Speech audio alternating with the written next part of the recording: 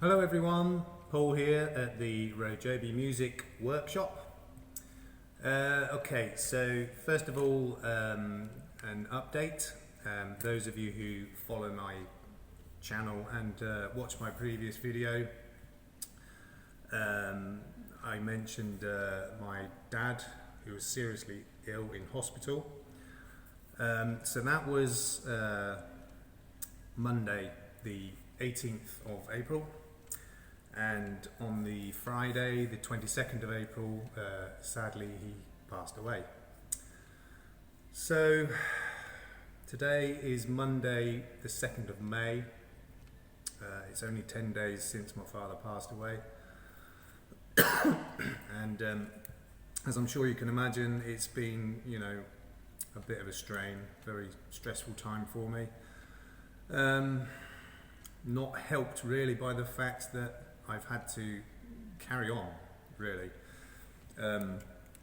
I actually, as I said, so he passed away on the Friday, about 3 o'clock in the afternoon UK time.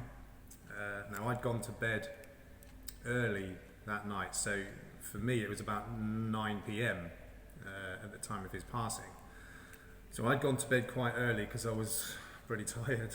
And so I didn't actually find out until the following morning, the Saturday. And it was when I got up and started getting ready to come to the shop for teaching. So that was when I found out that he passed, and my wife said, well, you have to cancel the lessons today. I said, I can't, I have to carry on. It was, it was too late to start cancelling lessons for that day. And also I thought, what if I do that, what am I going to do? What am I going to do all day? Just sit down crying? I mean, obviously I have shed quite a few tears. I mean, there's no denying that. But, you have to carry on, don't you? Unfortunately. So, yeah, it's been a pretty tough time for me, and you know what people say when things like this happen. Oh, time's a great healer. The pain will get better in time. And for any of you out there who have lost anybody close to you, that's a crock of shit. The pain never goes away. The pain never eases. And that huge void that they've left in your life, it never gets filled again. It never reduces in size. The pain is always there, and the void is always there. All you can do is just you just get used to the pain. That's all you can do. It doesn't go away. It doesn't decrease. Time is not a great healer at all. It's a crock of shit, as we all know. So it's been a tough time, and it's continuing to be a tough time, and it will continue to be tough for until my dying day. I'll miss him until I go myself. Miss him with all my heart. But as I said, we have to carry on. Life, unfortunately, goes on. And actually, I have to just go and get something. I'm just going to pause for a second. I'll be back in 1 minute. I might take a few moments for myself as well. Okay, so that was a mere second for you, but I took a little time out to regroup, I guess, gather my thoughts and, just analyse things.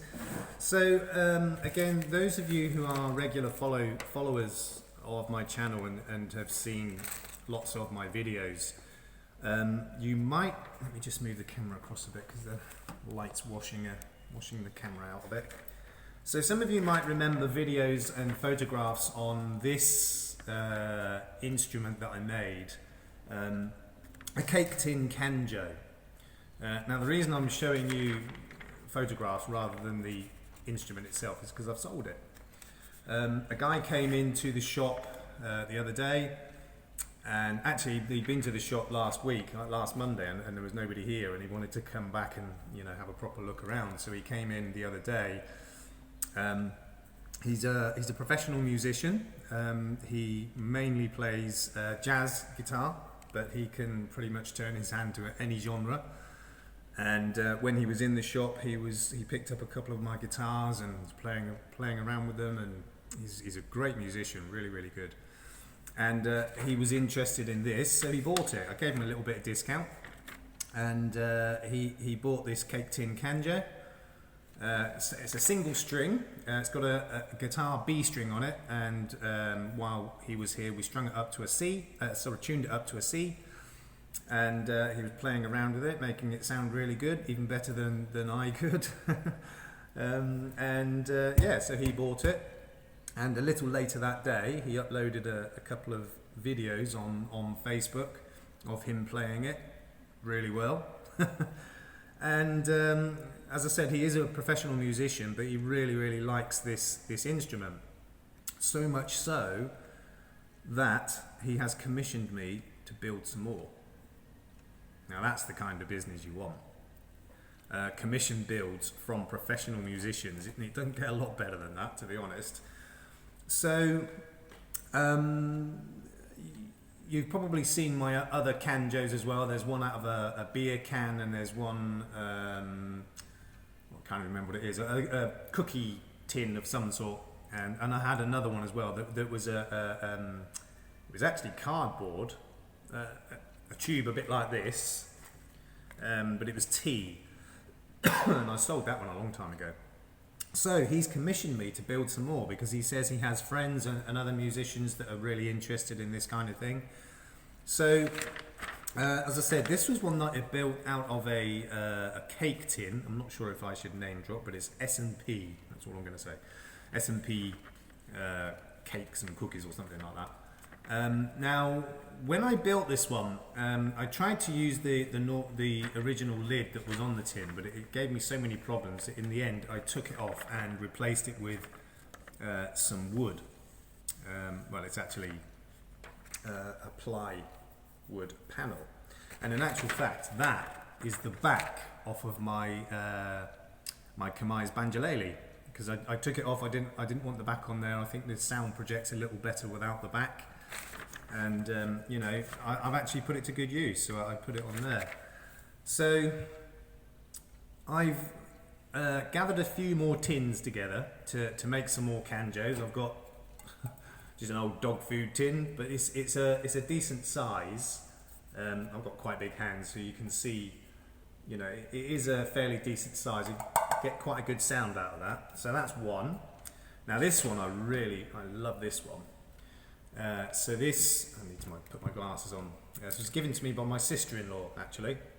I guess that's the brand name, Cocoa Dutch, and it says on there, Cocoa of the Netherlands, and then it looks like it's a picture of a cafe, and it's called Cocoa Cafe, and it's exactly the same on both sides. And the lid, look at that. That's amazing. It's like the roof of a house, and you've got all the windows up here. It looks beautiful, and it's carried around the sides as well. So that's going to make a really, really nice canjo. And again, you can see it's a decent size. It's probably let's quickly measure it. So it's 6. So it's 8 inches from the bottom to the peak at the top there. If you want that in metric, that's 15 plus 6, about 21 centimeters. So it's a decent size. It's not particularly thick this way, but it's still going to make a really nice instrument. Now, what I want to try and do is I want to keep this lid, so because it's an integral part of it. It just won't look as good without it. I mean, it's okay, but that just finishes it off literally.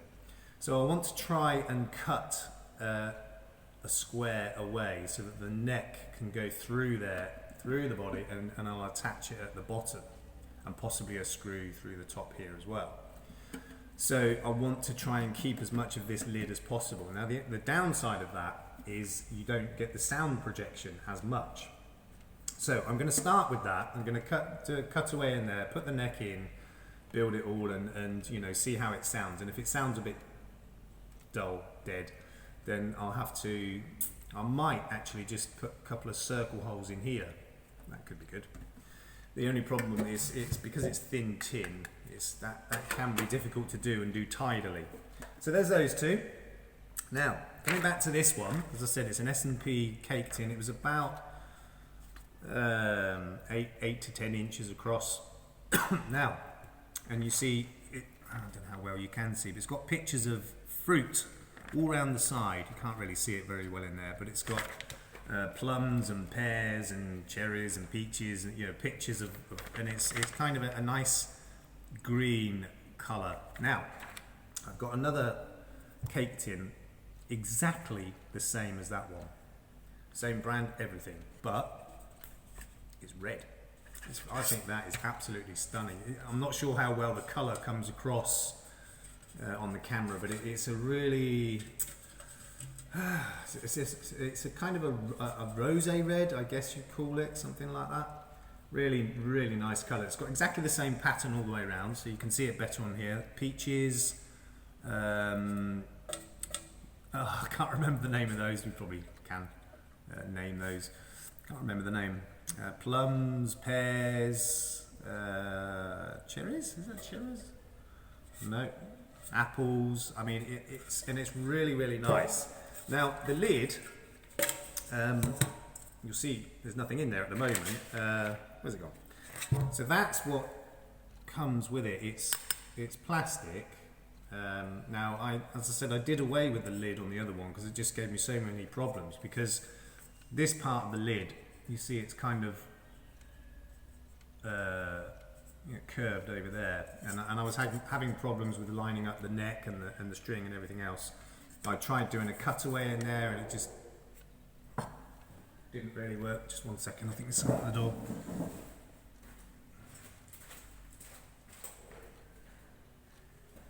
No, we're okay, nobody there. But I want to try and use it this time.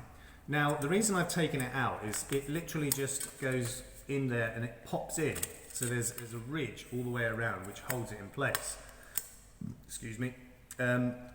Now the problem with it is, once it's in there, I gave it a tap and it rattles. So, it rattles against the edge inside here. So I need to seal it in, otherwise, you're always going to have that rattle and it's going to sound like a buzz. So I've ordered some clear silicone, and I'm going to try that and see if that works, and hopefully it will, and then I can use that, because I think that will look really cool if you think about it. So it's see-through, and you'll see the neck going right the way through. But I just think that'll look rather cool. I mean, there are some banjoleles, I can't remember the brand name at the moment, but they have see-through heads, and in different colours. They have like blue and I think it's pink or purple, yellow or gold, a couple of other colours, and they look really, really nice. And some other banjos have the see-through head, so you can see all the workings inside, the truss rod and everything else, and I think they just look good. So I'm going to try that, see if it works. If not, then I'll do the same as I did with the other one, discard the lid and make a wooden top. So that's the dog food one, this really beautiful cocoa tin from the Netherlands, and this one, you see that's a bit thicker. So there's those three. Now I've got one more, which was from my mother-in-law. And it's this one. I mean, for a start, it is beautiful, don't get me wrong, it's absolutely stunning. It's a picture of a peacock with its tail as, I mean, it's got the standard normal peacock feathers in there, but it's integrated with flowers as well, and I just think it looks absolutely beautiful. And this is actually the same brand as this one. It's S&P, but this was cookies, as they call them. Biscuits in the real world, but now it is beautiful and it's a lovely shape. Obviously, they've done it this shape so that it replicates the shape of the peacock tail feathers. It is stunning, beautiful, but I don't know. It's a bit big. The problem with the bigger the tin, the more it flexes. I don't know if you can see that or hear it. It's just very flexible because it's so thin. Now I can, open it up and I can put bracing, sort of probably one across there, maybe one that way, and a couple like that, and the same inside there. Which would obviously strengthen it, and because if you okay, I'll come back to that. So I can strengthen it. The problem with that is that it deadens the sound. The more bracing and strengthening you put inside, the more it stiffens everything, and then you don't get the vibration, therefore you don't get the sound. So one second. Coffee. So while it is a stunning looking tin, it might be too big to work with. If I can do anything with it, a Canjo is not going to work for this because it will look ridiculous. A tiny little neck and a great big body like that. It will look daft. I mean, the shape of it is kind of leading me towards a Russian Bouzouki, which is not exactly like this shape. I mean, the Russian Bouzouki, it's kind of, the body comes down like that and then straight across the bottom. So it's similar to this, but it's perhaps taller than it is wide on the Bouzouki. And it looks okay on that. Now the Russian Bouzouki is a 3-string instrument, and I think that's where you need to be if you're going to use this as an instrument. A Canjo, single string Canjo, it'll look daft. Tiny little skinny neck and a great big body like that. However, I wouldn't need to strengthen it if I did that, because just one string, there's not very much tension. So really this lends itself to like a 3 or 4 string instrument. I may or may not do it, I don't know yet, because like I said, it is so big. It would actually take quite a lot of work to get it right. Now, if I do, I'm thinking what would be more practical is to do it as a ukulele. So I've got a ukulele neck here. This is tenor size, so the bigger of the more common 3 sizes. So you've got concert, which is the smallest, and soprano is the smallest, then concert, and then tenor. And because of the size of this, it's got to be tenor, it couldn't be soprano. Now I've got 3 options of how to do this if I do it. Okay, so I can go directly across the top like that, which makes the most sense. The only problem with that is if you think, I'm going to do it left-handed because I'm left-handed. So if you had the neck like that, you can't really see, but it's a bit awkward that sitting on your leg like that. It's not too bad actually. I mean, you can sort of brace it with your arm here as well. Ding, ding, ding, ding, ding, ding. So it could work, I suppose. So that's one option, which would seem to be the most logical. Actually, it doesn't look too bad now that I look at that. Yeah, it doesn't look too bad. So that's one option, probably the most obvious option. The other option is to put it right down to the side like that. And the advantage that gives you is more length for your scale, because that's tenor. That might not be long enough for the scale, and the bridge might end up right down here, for example, which would mean you get a lot less vibration, and the sound would be pretty rubbish. So going this way, you've got a lot more room for the scale, and the bridge would probably end up around here, which wouldn't be too bad.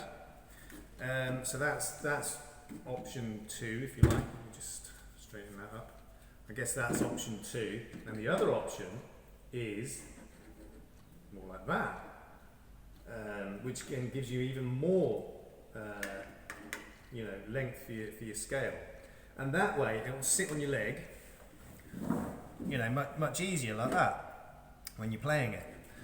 But I don't know, maybe it looks a bit odd. Not that I don't do odd and quirky. So I've got 3 possible options for that. The downside again is, as I said, because ukulele is 4-string, even though it's nylon strings, 4 strings added up, it's quite a lot of tension. So I would have to strengthen this quite a lot, which would then deaden the sound. So I'm not sure about this one, really not sure. Okay, so as I said, I've been commissioned to do a few more builds. So there's definitely going to be a couple of just ordinary canjos. Then there's going to be the cake tin canjo. This peacock one, I'm not sure, maybe not. So what else have I got for these builds? So I've got wood for the necks. There's a piece there and a great big chunk of timber here. Actually, that's part of an old door frame. But I'm not sure what species of wood these are. That's really heavy. That not so much. Obviously, it's smaller anyway. But they're both hard wood, red wood. You can't really see it so much on that one, but it is a red hardwood. I have no idea what species. Most probably, you know, an Asian species because they're so abundant here, obviously. And there's not really the problem with how shall I say, protected species of trees here because as I said, they're in such abundance. So I've got the tins, I've got the wood for the necks.